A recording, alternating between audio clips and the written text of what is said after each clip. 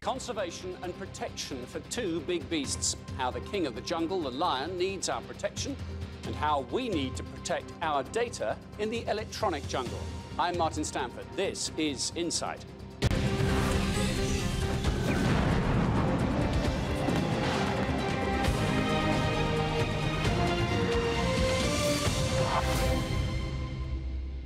Welcome to Insight. It's been 2 years since Cecil the lion was shot and claimed as a trophy by the American dentist Walter Palmer.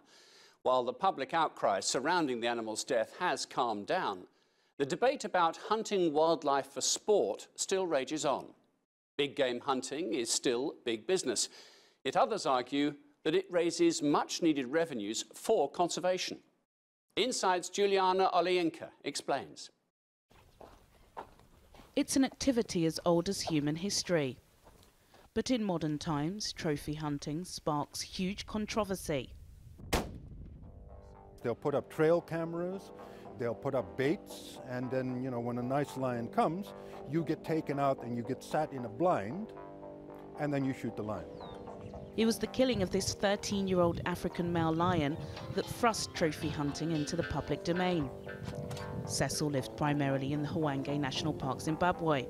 He was tracked and killed by Walter Palmer, an American dentist and big game hunter enthusiast. Court evidence revealed that Palmer paid up to $55,000 to hunt Cecil. The lion was on a farm outside his usual habitat when Palmer shot him with an arrow. The wounded animal was tracked for 11 hours before being shot dead. Palmer became the centre of international controversy.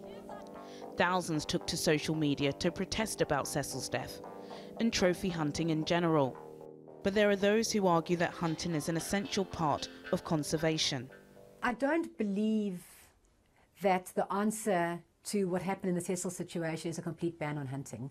I think what this needs to catalyse is more effective regulation of our hunting industry. It needs to catalyse a hunting industry that is able to defend what it does more strongly. And I think by imposing complete bans, I think we leave conservation in a very, very precarious situation, because you're removing sources of income from some areas where they're unreplaceable. And if we can't fund our conservation work, unfortunately we can't have conservation. It takes money to do these things. 2 years after the debate over Cecil's killing, a report by the British government has backed the Hope Hunters' argument. Trophy hunting contributes to keeping hundreds of thousands of square kilometres available to lions and other wildlife. More land is maintained for African wildlife by hunting than by national parks. In conclusion, the main threats to lions arise from habitat loss. Maintaining habitats for lions and other wildlife costs money. Animal rights campaigners were outraged by these claims. What people say in terms of the benefits to the communities is wrong. The governments get very little out of it. They could make 100 times more by photographic tourism. And the money actually ends up largely in the pockets of the hunting operators and the professional hunters who facilitate these hunts. There's very little in it for conservation. There's very little in it for the governments. There's very little in it for the rural communities. Arguments continue on both sides. With an estimated $2.9 billion of hunting fees allocated to conservation efforts every year, trophy hunting will continue unless an equally lucrative alternative can be found. Juliana Olayinka, reporting for Insight. Well, to discuss that further, I'm joined by Christine McSween. She's the director and founder of Lion Aid, a charity dedicated to lion conservation. In a sense, Christine, we're not doing very well because the lion population is falling. The lion population is crashing catastrophically. We are now down, in our estimation, to barely 15,000 lions left in the wild. There's only 5 populations, just 5, in the whole of Africa that have got any hope of survival. And apart from hunting, what are the other key factors in bringing about that decline? Well, you've got various factors. The one that everybody talks about is no land left for lions. That no longer is the case because there have been so many lions killed now that we've got more protected areas than we've got lions to inhabit. There are enough national parks for them to live in. There are. They're not all in a good state. A lot of them have fallen into far too much disrepair, but we have got the land available for lions should we choose to use it for lions. We also have feline AIDS. 95% of studied lions suffer from feline AIDS, which will affect their reproduction apart from anything else. So that's going on. And then you've got the much vaulted lion, human-lion conflict that goes on with pastoralists who are living in the area. There are solutions to that, and we're working with the pastoralists to bring that about. So when you've got all that going on, what you really don't need is the added mortality factor of killing lions for sport, for fun, for profit. And that is absolutely catastrophically ruining the lion populations. And now we've added to that the lion bone trade, where lions are now bred for their bones as well as for the trophy. And we are losing lions so fast now that... Just explain the lion bone trade. Why does anyone want lion bone? Well, you might ask that. I would ask the same question, because it's a status symbol. The lion bones are shipped out to Laos and Vietnam. It used to be tiger bone wine, but we're running out of tigers. So now they substitute lion bones, and it's a status symbol. So, you know, an Asian business person sitting around a dinner, he can bring out his bottle of lion bone wine, and it's quite an expensive bottle to buy. So he's now saying to his clients, look, I'm a successful business person here because I'm offering you lion bone wine. And you need to change that mindset, which will take a generation or more, won't it? But more acutely, what about the argument, if we follow the money, when Cecil the lion was killed, yes, the amount of money of $45,000 or something was banded around. That fee was paid to have the privilege to do that. Yes. Does that not feed into conservation and preservation Wouldn't that measures? be lovely? Wouldn't it be lovely if it did? There's two things I want to say about that. The first thing, Cecil the lion was earning $9,000 US per day from one photographic lodge alone, just one, and there were several that would use the services, if you like, of Cecil. So that $45,000 went no way to take out the loss of earnings. Absolutely nowhere. Okay. And on top of that, that money coming back in, so-called the trophy fees go into conservation. Prove it. There is no evidence to show that monies that goes into governments for trophy fees ever ends up in conservation. Then you have the other argument that this money goes back into the communities. It does not go back into the communities. Communities suffer greatly. There's been a study done that says $4 per acre per year goes back to communities if they allow their land to be used for hunting. They can use their land much more effectively than that. It's crazy. You've committed many years of your life to try and lobby on this cause and raise its profile with governments. Where are we now in terms of which governments recognise the importance of the lion and how it needs to be a protected species? The first country that really needs to be heralded is Australia, because Australia last year brought in a ban on all lion trophy hunting, and well done, Australia.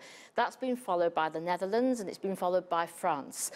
And then the US, they have been considering the issue since 2011. They have finally now, last year, and well done to them, they have put the lion on their Endangered Species Act as a threatened species. Yeah. Now, what they have said, which is amazing, and the UK government made a promise to us that they would follow this example last May, and they have not done it.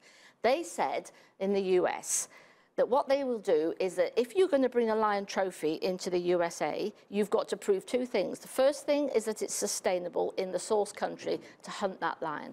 The second thing is that not only has it got to be sustainable, but it's got to benefit the lion population and the conservation of that lion. Since that time, not one single lion trophy has found its way into the States. And the US accounted for over 60% of all lion trophies prior to that. And yet you have some detractors here in the UK, don't you? Where some scientists up at Oxford University believe that a measure of lion hunting for sport is sustainable. Yes. And now, how do you respond to them? If you read that report in full, and it's a long report, and we were one of the contributors to that report, you will see that there is no scientific evidence to back it up.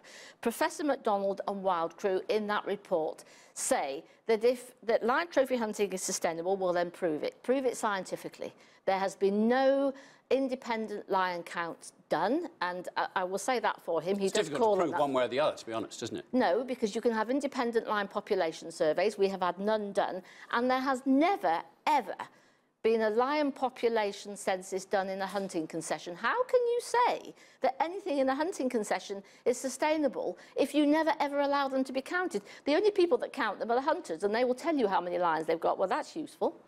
So he will also say, he also says in report, that if you don't have lion trophy hunting, then that land will revert to agriculture and livestock. Well, let's have a look at Botswana.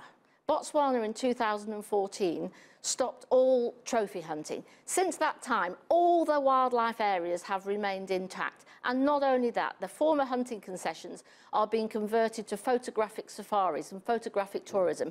And that brings in money to the government, it brings in jobs, and it gives security to the wildlife. It doesn't harm the animals. And on top of that, Wild Crew themselves, Professor MacDonald himself, in a report, another report that he wrote, said in Hwange National Park, which is where Cecil was lured out of the national park and killed, 72% of tagged lions in that park were killed by trophy hunters. Right. You're trying to get your message out, I understand that, and you're a very persuasive speaker. Interestingly enough, you're trying to reach into children, aren't you? Into school-age children, particularly. We certainly do. And you're using technology. I see you do lessons by Skype. We do. Just briefly tell me how that works. Well, it works. It's called the Skype Classroom, and teachers can book lessons all over the world. And we've taught in China, we've taught in India, we've taught in a lot in America. And you sit at home and you can talk to We sit at home, yes, and you connect through their whiteboard, because you've got whiteboard technology in schools, and you see a class of children in front of you, and you prime them beforehand that maybe they could have a question, and we will give them a PowerPoint presentation which they can see, and Peter, who you saw in the film, takes them through that. And then the really interesting part comes, because those children all then get a chance to ask us questions directly. And you know, young people ask the most insightful questions. They are fantastic. And that's the generation that we need to be reaching out to, because we haven't done a very good job in our generation. The next generation needs to do better. Christine McSween, lovely to meet you. Thank you. This is Insight. Coming next, how to keep yourself safe when you browse the web.